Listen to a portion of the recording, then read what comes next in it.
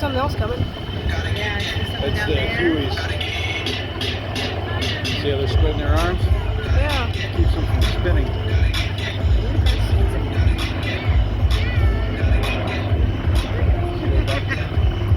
This is the last aerial version.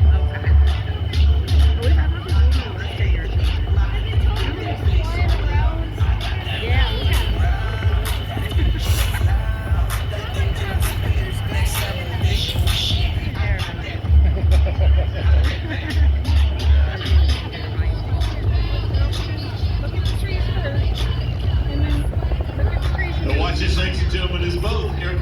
continue to circle so you can get a very close and personal look at this phenomenal capability.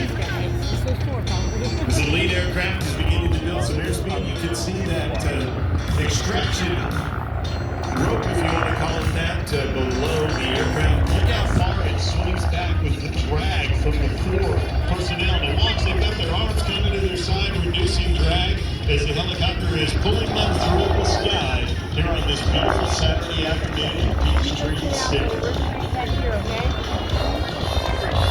I was just talking to some of the professional photographers a little bit ago, and they were telling me that this is the perfect lighting conditions for you right now, with just a couple little puffy white clouds and the sun or where it is. Now they can see you. They've got their arms out. Wave at them. They may even be able to hear you, but give them a huge wave. Let them know how much we appreciate them.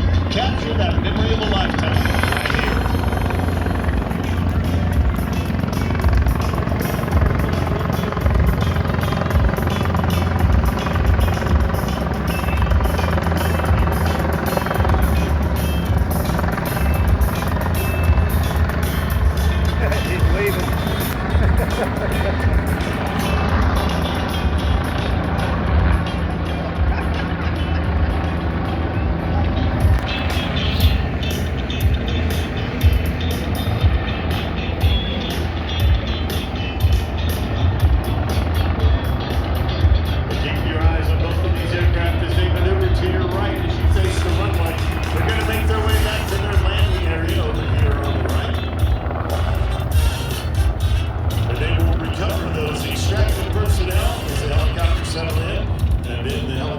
Will make their way into their landing spots as well.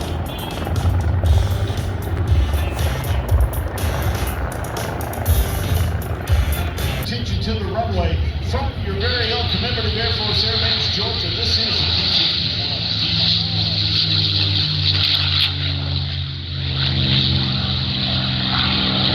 And we saw Scuba Code fly quick summer using the P-51 model. The North American P-51, considered by many to be the premier fighter built in the USA in World War II.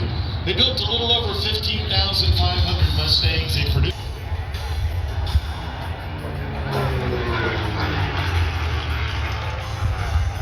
Look at that. How about that for speed and agility by the beautiful P-51D? Bold red hoods.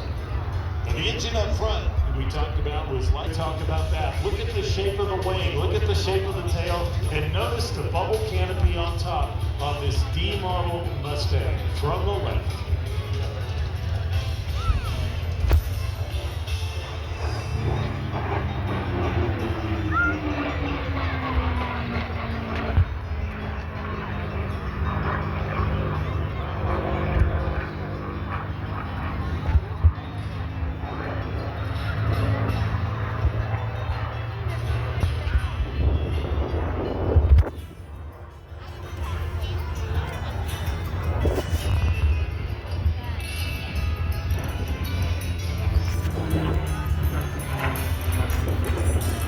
Sorry if I can't see very well, the sun is in my Now we eyes. talked about the engine being liquid cooled. That liquid that has to cool is way ahead of its time. The P-51 was in fact the F-22 of its day. The scoop on the bottom alone, the shape that North American engineers developed and continued to modify as they built their way through various times to slow the airplane down. But the thrust from the air moving through that scoop actually produces thrust, and it added over 2.5 to 3 knots of top speed to the aircraft, let alone overcoming the drag that the scoop created. That's how advanced this aircraft is. And imagine this aircraft in the skies over Europe, right here, escorting our bombers.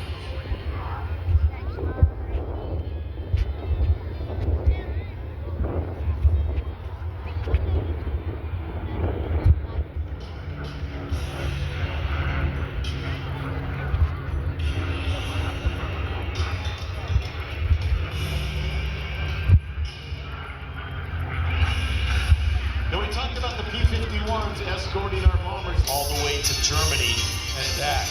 So that meant the Germans knew they just had to wait for our fighters to get to the point they had to turn around and go back to England. And then our bombers were unprotected.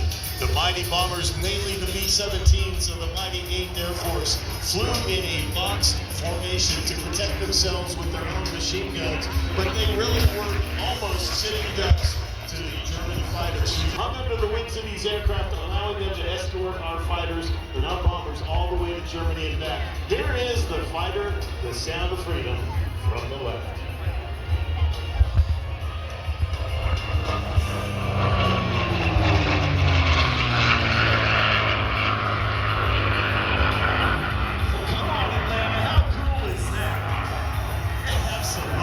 Sound of freedom right there.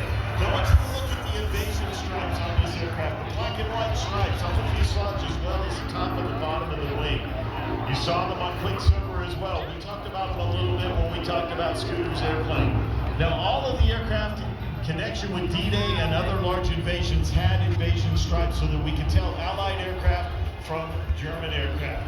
Now this aircraft, I want you to look as he comes from your right to your left. Look how nice and straight and how pretty the black and white lines are as he comes. And we're going to talk more about that in a minute. From the right, listen and learn to the P-51 Mustang.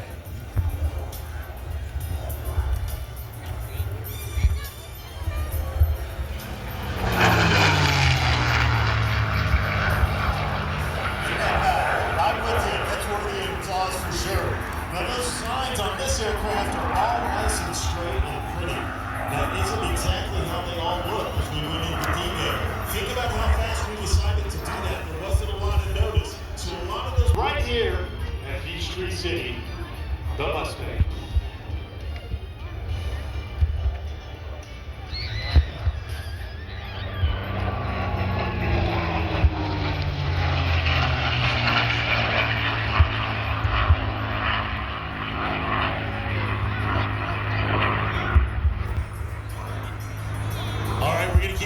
This Mustang, as he circles around and makes his way up to the top. Mentor. Now, the T-34 Bravo model was flown by the United States Navy. Now, you might look at this aircraft and think, wow, that looks an awful lot like a Beechcraft Bonanza. My family Bonanza looks a lot like that. Well, there's a good reason. That's the same landing gear, it's the same wing, it's the same basis. The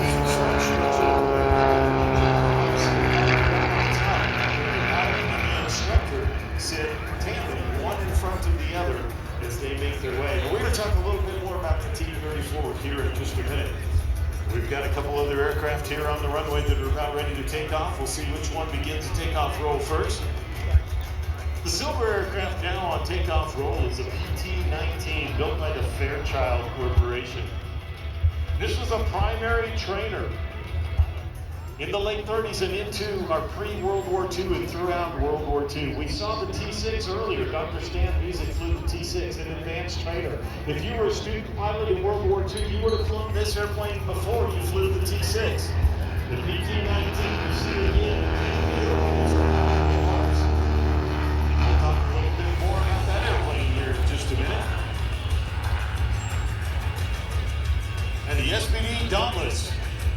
Now on takeoff roll to your right as you face the runway, ladies and gentlemen. Navy dive bomber in World War II. Most of the action of this aircraft in the Pacific Theater with the United States Navy, based off of carriers. Listen to this sound of freedom.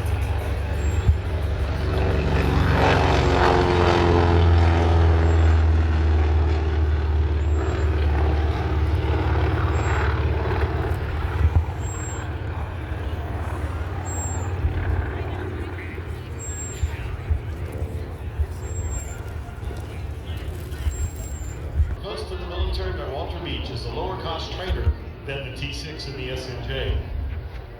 First flight of the Model 45 was on 2nd December of 1948. United States Air Force bought 450 T-34As, the Navy bought 423 B models like you see here demonstrated in front of you today. Air Force Base George's T-34B was flown by the Navy from August of 1955 through April of 1976. It served our nation's government for 20 years and 8 months. Now the T-34 entered service with the Air Force in '53. The fabric-covered welded steel tube fuselage restraint. The remainder of the aircraft used plywood construction with the plywood, sheath, center section, outer link panels, and tail assembly. fighters progress overhead, you'll see that PT-19 off and to your right. Now notice how the other faster aircraft is hanging here on the track. But the PT-19 is not very gentle. You see here from the right, the super aircraft. It's also slow. You can see how stable that wing design is, and the fixed gears do not retract. So the student didn't have to worry about making sure the gear was up or down. The student just had to learn to fit in on into frontline fighters. Here's a great view from the right, the T-34 Mentor, up close and personal.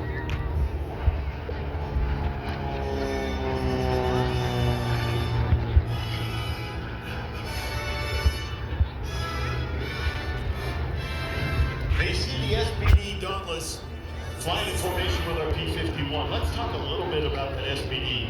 We talked this about one on being camera used good. by the Navy primarily in the Pacific Theater. Now the aircraft had a range of up to 1,000 miles depending on how it's loaded. Had a Wright single row 1820 engine, 1,200 horsepower. Carried 250 caliber nose machine guns and 240 caliber rear gun rounds. Carried 1,600 pounds of bombs. It could either have a 500-pound bomb on the centerline or a 1,000-pound. It had self-sealing fuel tanks, so if by chance you took a bullet into the fuel tank would self-seal, keep it from leaking out. Now the gunner can fly the plane from the rear seat if needed to just crash land or ditch. But for the most part, the pilot in the front, the gunner in the rear, the wings do not fold on the SBD. Arms fire and the anti-aircraft Well, I've had a lot of fun fire here at the Airshow. Look at the so, SBD Dauntless right here, high and to the right. Well, I Think guess about this is that the aircraft end. in those skies over the Pacific.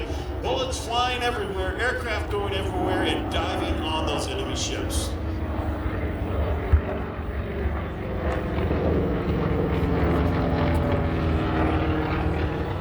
Alright guys, I'll see you later, and I hope you enjoyed all these parts of the Airshow. The SBD See ya. Dauntless is responsible for sinking more shipping than any other aircraft during World War II. They're credited with sinking 6 carriers.